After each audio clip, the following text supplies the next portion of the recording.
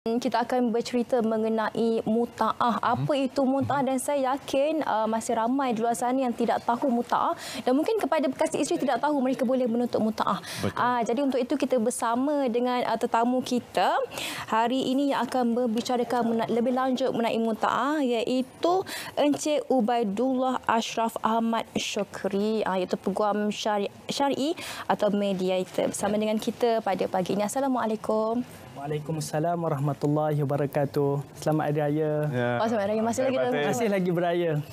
Kita berada pada 20 Syawal pada hari ini. Betul. Dan hari ini mungkin ramai dah balik kampung. Betul, betul. Setiap malam ni. Kita je ada kat sini kerja. Tuan, macam mana? Ada balik kampung? Saya insya-Allah hujung bulan ni baliklah. Selesaikan kes-kes yang PKP masih tak selesai kan. Ya, betul. Dalam sepanjang PKP ni banyak kes yang berkaitan dengan rumah tangga. Saya yakin banyak. Sebab sebenarnya pun memang slot kita ke arah itu, ada perceraian dan sebagainya. Betul. Jadi untuk mukadimahnya mungkin kita boleh berikan definisi seperti biasa. Apakah yang disebutkan sebagai muta'ah? Okey, di sini kita menilai dari sudut undang-undang. Saya akan bicarakan tentang undang-undang. Bagi seorang peguam, dia ada merujuk kepada Seksyen 2 Akta Undang-Undang Keluarga Islam 1984 Wilayah Persekutuan, ada menafsirkan muta'ah tersebut. Iaitu ia adalah suatu pemberian sagu hati kepada bekas isteri oleh bekas suami. Jadi itu adalah tafsiran kepada muta'ah. Namun kalau nak secara detail lagi perbahasan ulama-ulama ataupun dalam kitab-kitab masih berpegang kepada pemberian. Mana tidak lagi daripada konteks suatu pemberian daripada bekas suami kepada bekas isteri. Dan kalau kita tengok untuk seorang isteri itu menuntut apabila dia bercerai, betul. Peruntukan undang-undang yang terdapat di dalam Akta Undang-Undang Keluarga Islam Wilayah Persekutuan 1984 ada dalam Seksyen 56 yang mengatakan bahawa seseorang perempuan ataupun seseorang isteri yang telah diceraikan tanpa sebab munasabah boleh menuntut hak muta'ah ini, dan mahkamah boleh memutuskan untuk menentakkan kadar yang munasabah berdasarkan kemampuan-kemampuan dan sebab-sebab tertentu dalam menentukan kadar tersebut. Jadi tuan kata muta'ah ini boleh dituntut sekiranya si isteri diceraikan tanpa sebab yang munasabah. Jadi sekiranya isteri itu yang buat hal sehingga menimbulkan perceraian, bolehkah dia menuntut muta'ah daripada bekas suaminya?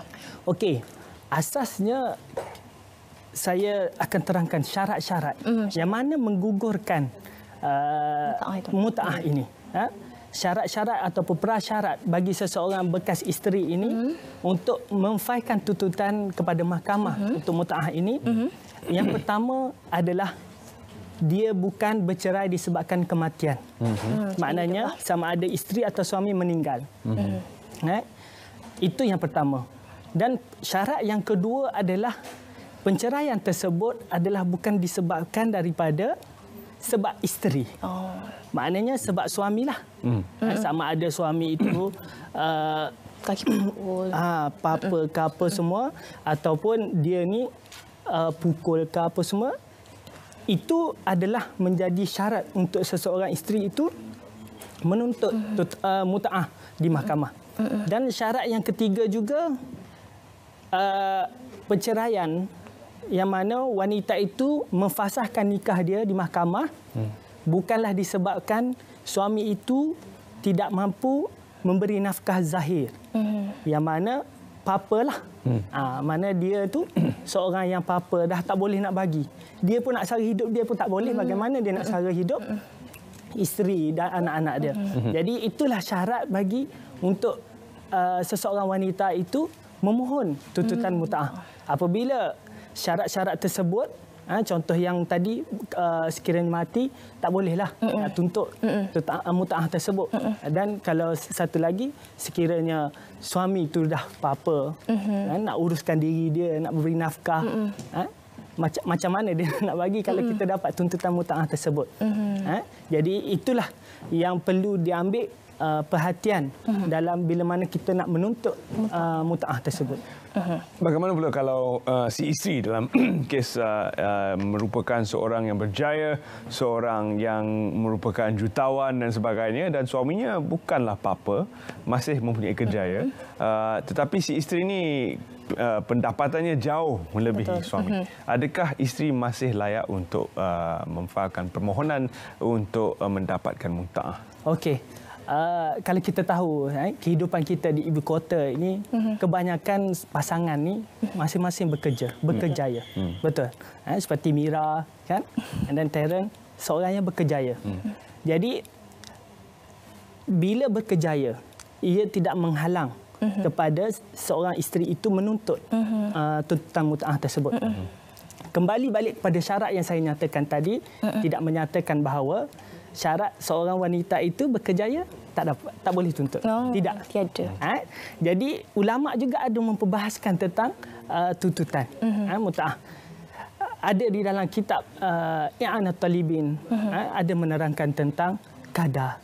Sekiranya bekas suami atau bekas isteri bersetuju dengan kadar muta'ah tersebut, maka itulah kadar yang boleh menjadi muta'ah tersebut. Baik, dalam tuntutan muta'ah ini, saya yakin ada bekas isteri, dia memang mereka mengandung, melahirkan anak, menjaga anak, dan mungkin juga selepas bercerai, dia macam sebutkan satu-satu, saya mengandungkan anak, jadi jumlah muta'ah saya adalah 50,000, saya melahirkan dia berapa ribu semua. Jadi boleh tak menuntut muta'ah dengan cara berkenaan? Okey, itu adalah sebab-sebab lah yang boleh dikatakan. Di dalam satu kitab lagi ada terangkan, sekiranya berlaku perselisihan dalam menentukan kadar muta'ah tersebut, maka mahkamah yang boleh memutuskan berapa kadar yang relevan dan munasabah mengikut hukum syarak yang ditetapkan. Di dalam Al-Quran juga ada menerangkan, sekiranya bila mana seorang isteri itu diceraikan, dalam surah Al-Baqarah ada menceritakan tentang bila mana seseorang isteri itu diceraikan, maka hendaklah kamu memberi sagu hati atau muta'ah tersebut mengikut kemampuan. Bagi orang yang kaya, ikutlah kemampuan tersebut.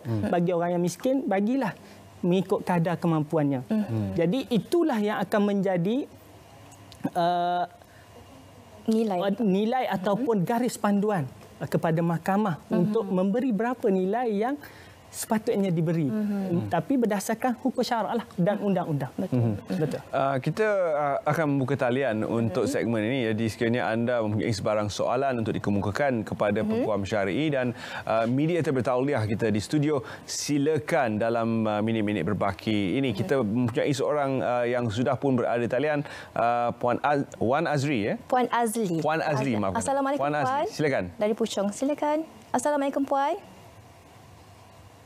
Assalamualaikum. Puan Azlin? Mungkin kita tidak dapat mendengar, ada gangguan di situ. Sila cuba hubungi semula. Dan seterusnya ingin saya bertanya sama ada pendedahan tentang muta'ah ini tersebar luas. Kerana hakikatnya kalau kita lihat hari-hari dalam surat khabar ada sahaja kes-kes cerai. Dalam zaman PKP ini dikatakan suami isteri tidak pernah berjumpa untuk tempoh 24 jam. Lalu kata yang keluar kerja kan. Jadi kalau 24 jam berada dalam rumah tu ada ketegangan, dan selepas tamatnya tempoh PKP ini terus minta cerai. Begitu mudah. Mungkin mereka mengambil mudah langkah untuk melafaz talak dari pihak suami, dan ini menimbulkan tanda tanya sama ada mereka benar-benar tahu dan faham tentang proses dan juga apa yang perlu dibayar oleh si suami kepada isteri. Okey. Bagi persoalan ini, saya pernah mendapat 2 minggu lepas daripada seorang ahli ataupun calon PhD daripada UIA mengkaji tentang berkaitan tuntutan inilah. Jadi suka saya ulang ataupun saya katakan bahawa pada pandangan saya, bagi tuntutan muta'ah ini ramai orang yang tidak tahu. Yang orang tahu bila saya nak bercerai maka selesai. Kan? Nak tahu, nak tuntut nafkah anak dan harta sepercarian. Tapi bekas-bekas isteri ini tidak tahu bahawa ada satu lagi tuntutan yang boleh dimohon kepada mahkamah. Kerana tujuan mutaah sendiri diberikan untuk penghargaan di atas jasa dan pengorbanan bekas isteri. Lagi-lagi orang yang dalam tempoh perkahwinan yang lama. Betul. 10 tahun, 20 tahun. Orang dah semua. Jadi itulah yang perlu dibuktikan kepada mahkamah. Bahawa saya ni kahwin 20 tahun, 10 tahun. Pengorbanan itu, pengorbanan ini yang akan menjadikan panduan kepada mahkamah dalam memutuskan berapa nilai apa semua. Jadi itu yang saya katakan bahawa tuntutan mutaah ini adalah hak kepada seorang isteri untuk menuntut. Seperti mana merujuk pada Seksyen 56 tadi. Akta Undang-Undang Keluarga Islam dan Persekutuan telah memberi hak kepada seorang isteri itu untuk menuntut. Okay. Kita ada mungkin seorang yang sama tadi ya. Yang Puan sama, Azlin. sama, Pak. Silakan Puan Azlin. Assalamualaikum Puan. Assalamualaikum Puan. Allah. Talian terputus pula. Jadi, tak apa. Masih lagi terbuka talian kepada orang ramai untuk bertanya ke atau berkongsi pengalaman mengenai mutaah bersama kami di sini. Dan untuk soalan seterusnya, Tuan, mungkin saya ingin bertanya, macam Tuan katakan tadi bahawa mutaah ini melibatkan proses di mahkamah, undang-undang dan sebagainya. Jadi boleh tak bekas isteri dan bekas suami mereka mengadakan perbincangan sesama sendiri? Contohnya mereka berbincang, saya nak bagi awak ini tanpa melibatkan campur tangan mahkamah. Jadi boleh tak begitu? Okey. Di dalam kes sepanjang pengamalan saya sebagai pegawai syar'i, ada kes-kes bila mana bercerai, suami dah setuju dah semua. Harta dah offer kepada isteri. Okey, saya bagi harta ini, bagi harta itu, saya akan bagi nafkah anak-anak berapa setiap bulan dan saya akan bagi berapa mutaah yang ingin diberikan. Itu adalah baguslah. Maknanya hanya tugas pegawai syar'i, dia boleh pergi kepada pegawai syar'i, dia boleh buat persetujuan bersama. Dan pegawai syar'i akan sediakanlah satu agreement, persetujuan bersama dan terus memfailkan kepada mahkamah bila mana berlakunya permohonan cerai ataupun dah dapat perintah cerai, maka terus sahaja kuat-kuasakan dengan kepada mahkamah dengan pemfailan persetujuan tadi, maka mahkamah boleh mengendoskan ataupun menguatkuasakan persetujuan tersebut sahaja. Namun kalau berlaku pertelingkahan ataupun perselisih dengan kadar yang tidak disetujui oleh pihak-pihak, maka ia perlu pada proses pada mahkamah. Itulah yang panjang. Itulah. Namun proses mahkamah juga ada satu peringkat yang mana peringkat permulaan dipanggil peringkat suluh. Di situ kalaulah pihak-pihak juga bersetuju, maka pegawai suluh tersebut boleh merekodkan bahawa dah ada persetujuan daripada pihak-pihak tersebut. Maknanya kedua-dua bekas suami dan isteri ini bersetuju dengan nilai ini, maka pegawai suluh dah boleh rekod berapa nilai tersebut. Jadi itu memudahkan dan memendekkan tempoh tuntutan tersebut. Tak perlulah pihak-pihak berulang alik lagi kepada mahkamah. Itulah. Sekiranya ada penonton yang sedang menyaksikan siaran ini dan pada hari ini mereka telah pun bercerai dan prosesnya telah selesai, mereka sudah pun ada perjanjian tentang harta sepencarian dan juga nafkah yang perlu dibayar kepada anak. Tetapi setelah menyaksikan siaran ini, mereka baru sedar, ada satu lagi mutaah yang boleh dituntut oleh bekas isteri. Bolehkah bekas isteri dalam kes-kes tertentu membuat permohonan semula ke mahkamah meskipun telah pun dipersetujui segala-galanya tentang urusan nafkah dan juga harta pencarian? Okey. Pada pandangan saya, sepanjang pengamalan bahawa satu tempoh kembali balik kepada syarat yang saya katakan bahawa tadi, bukanlah perceraian tersebut disebabkan kematian. Maka ini dikatakan selagi mana suami masih hidup, maka boleh untuk kita tuntut mutaah tersebut. Tiada tempoh yang khusus. Jadi ada satu kes yang berlaku di mahkamah, dia bercerai pada tahun 2001. Namun pemfailan mutaah ini dibuat pada tahun 2013. Jadi nak katakan bahawa tak tahulah kesedaran ataupun baru tahu tentang mutaah ini, barulah dia failkan. Dan mahkamah memberikan kepada dia 30,000 nilai mutaah tersebut kepada dia dengan mengambil kira tempoh perkahwinan dia selama 30 tahun. Begitulah saya nak menyatakan bahawa tiada tempoh yang terhad ataupun melimitkan seorang bekas isteri ini untuk menuntut hak mutaah ini. Selagi masih ada ruang dan hak pada isteri ini untuk tuntut, maka boleh dituntut. Baik. Tuan, seterusnya di talian kita ada seorang pemanggil, Tuan Haji Harun. Silakan. Assalamualaikum.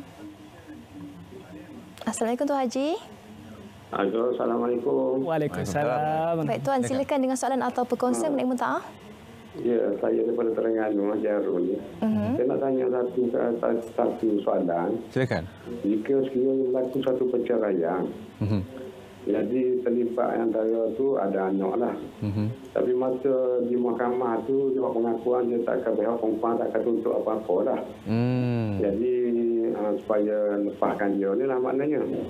Jadi kalau suami dia sanggup lepaskan dia, dia tak akan tuntut apa-apa di mahkamah ataupun apa-apa nafkah semua sekali lah. Jadi apabila itu dia nak tuntut balik, tu boleh atau tak tuan? Nak tanya aku je. Baik. Terima kasih. Terima kasih Tuan Haji. Okey, sama. Assalamualaikum. Tuan Haji. Salam. Okey, terima kasih pada Tuan Haji atas persoalan. Persoalannya dia kata waktu perceraian sudah menentukan ataupun telah bersetuju bahawa tidak akan menuntut apa-apa. Tidak akan tuntut apa-apa sama ada harta caraian ke apa semua itu. Jadi itu persetujuan itu adakah direkodkan kepada mahkamah? Okey. Kita perlu tahu bahawa di dalam setiap perkara yang melibatkan undang-undang ataupun hak masing-masing, mestilah perlu ada putih hitam. Jadi inilah sama ada persetujuan tersebut di atas orang kata face to face dengan mulut sahaja ke ataupun dengan dokumen. Bila face to face, maka ia menjadi masalah untuk dalam pembuktian nanti. Jadi isu yang dikatakan Tuan Haji tadi, soal tanya tadi, kalaulah dia tu telah direkodkan oleh mahkamah dan mahkamah kata bahawa dia bersetuju untuk tidak akan menuntut apa-apa, maka dia tak boleh tuntutlah. Sebab itu persetujuan dia di depan mahkamah. Tapi kalau dia kata dia bersetuju dengan sahaja waktu face to face dengan mulut sahaja pada waktu tersebut, jadi untuk bekas suami ni dia nak defend apa? Dia kata bahawa dia dah setuju, tapi dekat rumah lah, belum dekat mahkamah. Jadi kiranya ada peluang untuk bekas isteri menuntut. Jadi itulah katakan, kalaulah seorang isteri itu dia jujur ataupun dia ingin menuntut hak dia, dan dia kata itu adalah tuduhan, sebenarnya tak ada pun perjanjian, maka itulah boleh katakan bahawa boleh menuntut hak tersebut. Seterusnya mungkin setelah bercerai dan masing-masing mengikut haluan yang berbeza, suami lebih berkejaya menambah pendapatan dan sebagainya, dan melihat kepada keadaan keuangan suami yang bertambah baik, adakah bekas isteri boleh memohon supaya menambah pula kepada mutaah yang sedia ada? Okey, pada contoh-contoh kes ataupun yang berlaku di mahkamah, itulah saya katakan bahawa tadi kadar yang ditentukan ni buat masa sekarang ni tak ada reduce kadar yang secaranya berapa mutaah ni diberikan. Jadi dalam Al-Quran sendiri mengatakan hendaklah kamu memberi mutaah tersebut mengikut kemampuan. Jadi itulah isunya bahawa masih di dalam mahkamah ini tiada kadar yang tertentu. Namun dia bergantung kepada kemampuan si suami ataupun berapa yang nilai yang relevan untuk diberikan. Jadi itulah saya katakan bahawa untuk menjadikan garis panduan ataupun menjadikan panduan kepada mahkamah, kemampuan suami itu juga dinilai. Contohnya, nilai tertinggi sekarang, nilai mutaah yang direkodkan di Mahkamah Tinggi Syariah Kuala Lumpur adalah 30 juta. Wow. Jadi ia adalah berdasarkan dibuktikan dengan kemampuan lah. Kemampuan suami itu, taraf isteri tersebut. Maknanya isteri itu yang menjaga adab ke, menjaga sopan santun, tanggungjawab, aib dia sebagai seorang isteri, melaksanakan tanggungjawab sebagai isteri yang baik dalam rumah tangga, dalam tempoh perkahwinan tersebut. Jadi itulah menjadikan panduan kepada mahkamah. Dan tidak boleh ditambah ataupun macam mana, Tuan? Maknanya kalau sudah diumumkan, kalau dah direkodkan persetujuan itu, jika dibenarkan untuk mengubah perintah, Contoh, sebab peruntukan ada mengatakan bahawa kita boleh ubah perintah. Namun, kita perlu nilai balik dari sudut berapa apa semua itu. Kita ada pemanggil sekarang dari mana ya? Alostak Kedah Utara sana. Okey, baik, silakan Encik Osman di talian. Assalamualaikum Encik. Ya, waalaikumsalam. Okey, silakan dengan soalan atau perkongsian. Okey, pendek dan ringkas, cantik. Bermakna benda telah berlaku. Melibatkan keluarga saya. Ini perancangan jahat daripada perempuan. Telah saya kaji dalam setahun. Bermakna sebelum cerai itu macam-macam dia cakap begini-ini. Sampai seketika dia cerai, dia kata kita cerai dulu. Lepas tu kita rujuk lagi. Tajuk satu. Tajuk dua, dia muta'ah ni dia nak sebenarnya dirancang jahat dah. Dia mengatakan lelaki saya. Padahal lelaki itu jujur. Kerana benda tu ada, dia nakkan benda tu juga. Jadi sekarang dia boleh tuntut. Sekarang ni tengah fight dalam mahkamah untuk penjagaan anak. Dan dia telah ditangkap halwat oleh Majlis Agama Islam. Lingkup dah semua sekali. Sekarang dia nak lawan balik. Pasal apa kes ni berlaku semasa keadaan bulan puasa 27 Niku ditangkap halwat. Sekarang dia nak buat tuntut muta'ah pula.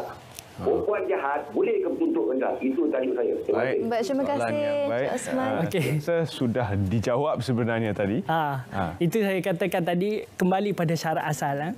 Pada tahun ada contoh kes yang berlaku pada tahun 1983 juga mengatakan bahawa seorang isteri yang nusyus, kes tersebut dia bercerai secara talak lah.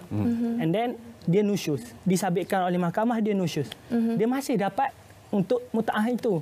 Namun keadaannya itu bergantung pada mahkamah lah. Mahkamah yang akan mengambil kira sikap ataupun bagaimana perangai dia sewaktu menjadi isteri, tempoh perkahwinan tersebut. Tapi kalau selepas bercerai baru ditangkap khalwat, bagaimana? Selepas bercerai, itu bergantung pada mahkamah lah. Maknanya pembuktian. Okey, soal tuntutan ini dia perlu pihak-pihak perlu buktikan kepada mahkamah. Bagaimana? Kalau seorang suami dia nak kata bahawa isteri ni tidak bertanggungjawab apa semua, dia perlu buktikan kepada mahkamah. Dia ni seorang yang tidak bertanggungjawab, telah memalukan, mengaibkan suami. Jadi itu yang mungkin mengurangkan kadar untuk bagi muta'ah tersebut. Dan kalau isteri pula kata bahawa aib ni semua saya telah pelihara dan jaga rumah tangga, jaga harta, menyebabkan suami ni boleh bekerja dengan tenang. Maka itu juga menjadi kadar untuk menentukan kadar muta'ah tersebut. Betul, kerana semua orang kita boleh cakap orang apa-apa tapi tak ada bukti pun tak boleh juga. Betul. Mira, kalau tadi nilai tertinggi 30 juta, nilai paling rendah berapa? Itu pada pengamalan yang mengikut KL Selangor ni, Kuala Lumpur dengan Selangor ni yang pernah yang saya tahulah, mengikut pandangan saya bahawa ada yang sampai 1,000, ada yang 500. Namun itu kemampuan dia lah. Maka kalau dia kata dia dah tak ada kerja, waktu PKP dipecat. Betul, sekurang-kurangnya memberi sagu hati. Jadi itu sagu hati. Kerana itulah kata ulama kata bagilah sagu hati. Kerana muta'ah itu sendiri sesuatu pemberian yang boleh dimanfaatkan. Jadi 500 pun boleh manfaat. Betul. Namun itu adalah kata pembuktian kepada mahkamah dalam kriteria kadar tersebut. Baik, terima kasih Tuan Ubaidullah kerana sudah bersama dengan kami untuk menceritakan dan memperincikan mengenai muta'ah. Kerana kita tahu memang ramai yang tidak tahu. Bagi saya pun ini adalah satu ilmu yang baru saya terima pada hari ini. Jadi terima kasih Tuan. Sama-sama.